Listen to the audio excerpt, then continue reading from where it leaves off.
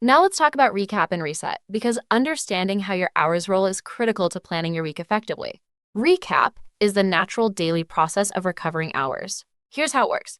As each new day begins, the hours you used exactly 8 days ago drop off your rolling window and become available again. So if you drove 8 hours and 45 minutes on Monday, at midnight the following Monday, those 8 hours and 45 minutes come back to you. Let's walk through a real example. Say you start Monday with a fresh 70 hours. After using hours throughout the week, by the end of day 8, the second Monday, you're down to just 1 hour remaining. That feels tight, but here's what happens next. At midnight, your first Monday's hours drop off. You immediately get back 8 hours and 45 minutes. So Tuesday morning, day 9, you have 9 hours and 45 minutes available, not just 1. On Wednesday, day 10, whatever you didn't use Tuesday comes back, plus the 7 hours and 45 minutes from your first Tuesday. If you managed your week correctly, using appropriate hours each day and not burning unnecessary on-duty time, you should be recapping meaningful hours every single day and never needing a reset. The 34-hour reset is your emergency option. If your hours get critically low and you can't afford to wait for recap to rebuild them, taking 34 consecutive hours off duty or in sleeper berth resets your full 70 hours. It costs you time off the road, but it's there when you need it. Plan your week, track your recap, stay ahead of your hours. Let's close out the 70-hour section with a summary of why all of this logging discipline matters. Improper logging has 4 major consequences. First, HOS violations. Every false log, every over-hours entry, every misuse status adds to your violation record and to our CSA score. Second, lost productivity. Burning unnecessary on-duty time reduces your available driving hours. That translates directly to fewer loads, fewer miles, and less pay. This isn't just a compliance issue, it's a money issue.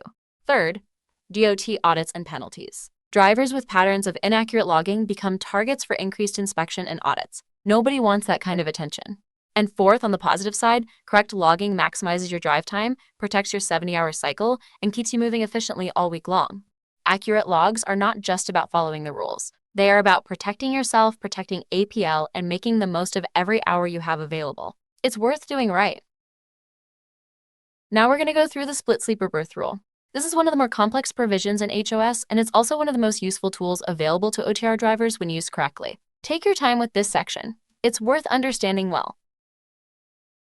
The split sleeper berth rule allows CDL drivers to split their required 10-hour rest break into 2 separate segments rather than taking all 10 hours at once. This gives you flexibility in how you manage your rest, and when done correctly, it can meaningfully extend your driving opportunities. Here's what you need to know to use it. First, it only applies to property-carrying drivers operating under the 11-hour and 14-hour limits. That's you. Second, you need to complete 2 qualifying rest periods. One segment must be at least 7 or 8 consecutive hours spent entirely in the sleeper berth, not off-duty, specifically sleeper berth. The second segment must be at least 2 hours, and this one can be off-duty, sleeper berth, or personal conveyance. Together, both segments must add up to at least 10 hours total. When it's done correctly, this provision gives you more flexibility to route your rest around loading appointments, traffic, or other schedule demands, rather than being forced to stop for a full 10 hours at a fixed point in your day. It takes some practice to use well, but it's a legitimate and valuable tool. Let's get into the specific conditions you have to meet for a valid split, because the details matter here. The long segment, 7 or 8 hours, must be 100% sleeper berth time. No driving, no on duty, and no personal conveyance during this segment. It must be completely uninterrupted sleeper berth. If you break it with any other status, it doesn't qualify. The short segment, 2 or 3 hours, is more flexible. It can be off-duty, sleeper berth, or PC. So yes, personal conveyance can be used during the short segment because PC is considered off-duty time. After completing both segments, the driving time available to you is calculated based on when your first qualifying rest period ended. It's not a full reset of the 14-hour clock. This is important. You need to track carefully how much drive time you had remaining when the first segment ended, because that's what you get back. And finally, the 2 segments must be properly paired. If you pair them incorrectly, you could end up driving past your 14-hour window and into a violation. If you're ever unsure whether your split is pairing correctly, reach out to your driver manager before you drive. Used right, it's a great tool. Used incorrectly, it creates violations, so make sure you understand how to properly use the split sleeper so you are always staying compliant. One of the most common questions about split sleeper is, how do I know how many driving hours I have after my split is done? Let's walk through the calculation. Start by looking at when your first qualifying rest period ended. From that point, count how much drive time and on-duty time you've used since then. Subtract that from your available hours at that moment. What's left is what you'll get back after completing the second segment. Let's use the example on screen. You take a 2-hour off-duty break from 8 in the morning to 10, that's your short segment. From 10 a.m. to 4 p.m., you drive and work for 6 hours, using up 6 hours of your available shift. Then from 4 p.m. to midnight, you're in sleeper berth for 8 hours, that's your long segment. After midnight, your 14-hour clock effectively resumes from where it paused. Because 6 hours were used between the two segments, you get back the remaining 8 hours of your shift window. It takes a bit of mental math, but once you understand the pattern, it becomes more intuitive. Use your ELD display to help. It will show you your available hours in real time. And when in doubt, call your driver manager. That's what they're there for. Let's look at a real ELD log so you can see what a properly executed split sleeper looks like in practice. Looking at this log, you can see the two qualifying segments clearly. The first is a shorter off-duty period, and the second is the longer sleeper berth block. Between them, there's a period of driving and on-duty activity. Now let's walk through the math on this specific example. The driver had 11 hours of available drive time. They used 6 hours and 55 minutes driving on May 29th and 1 hour and 43 minutes on May 30th.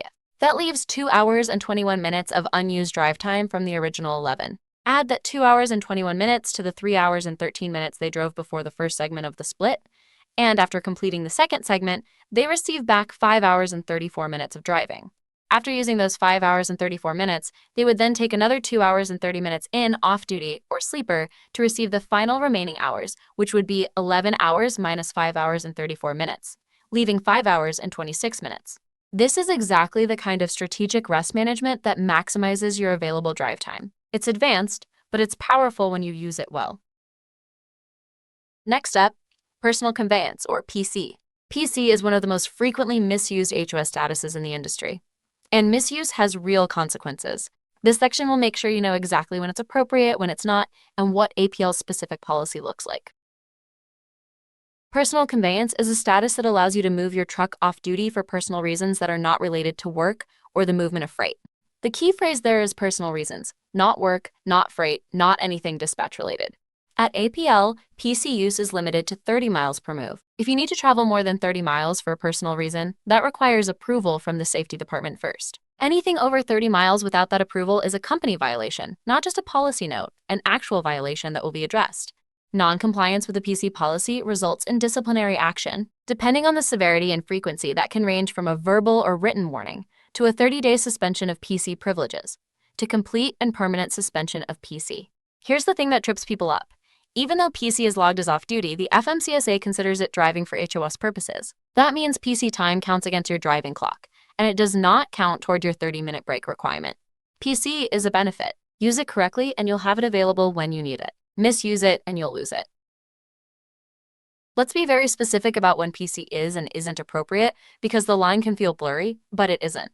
PC is appropriate when you're moving for purely personal reasons after your work is done for the day. For example, driving from a loading or unloading site to a nearby rest area, even if that means going in the opposite direction of your next load. Traveling from a rest area, hotel, or restaurant to somewhere personal. Commuting between your home and the terminal, or moving your truck away from a shipper or receiver after you've completely finished your work for the day. PC is not appropriate when there's any work-related purpose to the movement.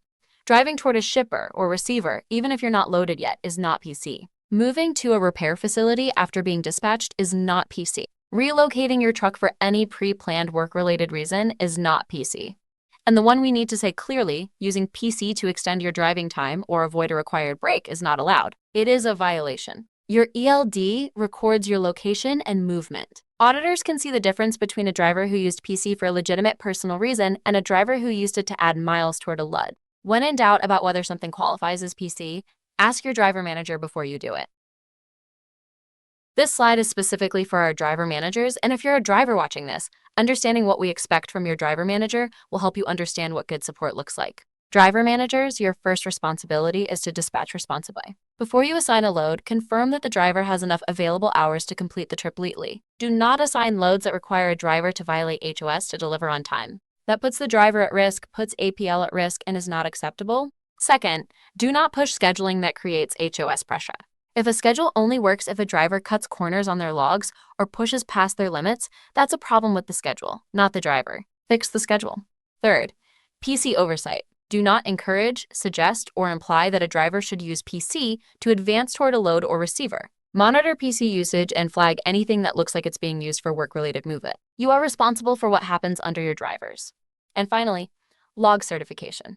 If your driver hasn't certified their logs, follow up immediately. Uncertified logs are a compliance gap that can turn into an audit finding. Stay on top of it. Driver managers set the tone for how seriously this team takes HOS compliance. Lead well. And that brings us to the end of HOS training. Let's do a quick recap of the 6 things every driver needs to carry with them from this training. 1. The 11-hour rule. You can drive up to 11 hours after taking 10 consecutive hours off duty. Once those hours are gone, they're gone. 2. The 14-hour window. Your shift clock starts the moment you go on duty. It doesn't pause for most breaks. Plan your day around it. 3. The 30-minute break. Required after 8 cumulative hours of driving. Take it in any status except driving or PC. Don't try to use PC to satisfy it. 4. The 70-hour cycle. Log minimum on duty times. Switch to off-duty when you're waiting. Recap your hours daily and protect your week. 5. Split sleeper berth. You can split your 10-hour rest into a 7 or 8-hour sleeper berth segment and a 2-hour off-duty or sleeper segment. Use it strategically. Pair the segments correctly. 6. Personal conveyance. 30 miles per move, personal purposes only, never to advance toward a load or avoid a required break. That's HOS. It's not complicated when you understand the purpose behind each rule. Follow it, log accurately, and it will work for you. Thank you for your time, and welcome to the APL team.